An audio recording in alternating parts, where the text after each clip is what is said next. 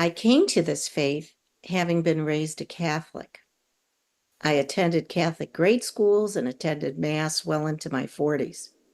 I left for a couple reasons. My teenage daughter wrote of her faith dilemmas and respectfully asked several questions in her pre-confirmation essay. When the head of religious education told me she read the essay, her body language and tone indicated that she was not pleased. I responded that I had helped her write the essay and that it reflected her heartfelt, genuine questions and concerns, and she looked forward to an honest and heartfelt reply. The reply never came. I was surprised by this. As priests and nuns that I had raised tough questions with were always willing to discuss the issues I raised. In response to explaining my stance on abortion, a priest replied that the umbrella of Catholicism was wide enough to include me and my views, and that I should feel at peace. When I was concerned about the Pope's stance on things, my pastor, a former college president, told me what his confessor told him when he was a seminarian. There's a fool born every minute, and some of them get ordained, and some of them become Pope. And so I developed a very individualized practice of Catholicism, drawing comfort from the things that brought me peace, and in a sense, disregarding that which I was not in agreement with. The church not responding to my daughter's questions was disrespectful and dismissive. She chose not to be confirmed. Finally, the church's response to sexual misconduct was the straw that broke this camel's back. I left. After many years, I did a little research on UUism and spoke to a couple friends who belonged to the UU Church. I visited People's and UUCC. The 7 principles whereby we're called to respect the dignity of all people, to compassionately work on justice and equity issues, to accept and encourage everyone in their own journey to search for truth and meaning, to be committed to the democratic process, to respect the environment and the interconnected web of life, were a solid fit. They worked for me, as does the 8th principle, now in process. Learning that this is a faith that welcomes our questions and our doubts worked for me.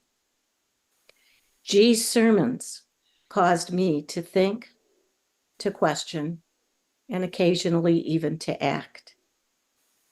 The warm, genuine welcome I received when visiting was a strong factor. And then there's what I call the woo-woo factor. One Sunday, sitting in an aisle seat, I was suddenly deeply at peace, engulfed in an almost spiritual state where it seemed I was being reassured that this was where I belonged. For another important reason, I'm going to share part of an article from UU World written by now the Reverend Meg Barnhouse, entitled, "Who Says Unitarian Universalism's Principles Are Easy?" She writes, and this will make sense at the very end. I've gone to a lot of church services in my time. When I was 8, wearing my Mary Jane shoes and white stockings and a blue coat with a velveteen collar my mother had made, sitting next to my big sister in her coat, identical to mine, trying not to wiggle in the pew, I would make check marks as the sections of the order of service were finished. Hymn number 1, check. Pastoral prayer, scripture reading, sermon. I love checking off that sermon. My cousin, Ed the Brave, would carry a transistor radio in his pocket and run the earphones up through his shirt so you could barely see the wire, carrying music or a ball game to his ear. We colored our bulletins and we looked through the hymnals and made ourselves giggle by adding between the sheets or in the bathtub, as in, we three kings of Orient are in the bathtub. Following this passage, Reverend Barnhouse explains that she left the church of her childhood for UUism, in large part because of the principles. She explained that some complain that our principles are so general that they lack real meaning. Now, as a UU minister, she continues in her article. For those who feel the principles are thin gruel, I have a suggestion.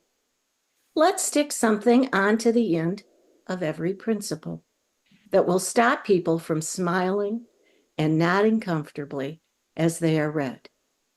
Instead of adding in the bathtub or between the sheets, how about attaching beginning in our homes and congregations? Visiting this church, UUCC of Southwest Michigan, I observed that we do that very thing in spades.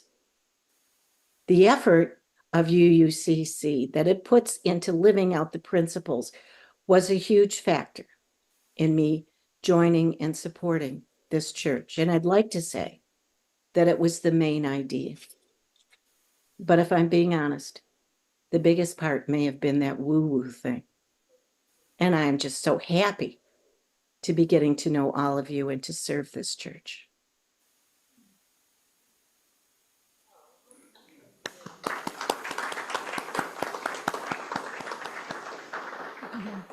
Thank you, Pat. You're welcome.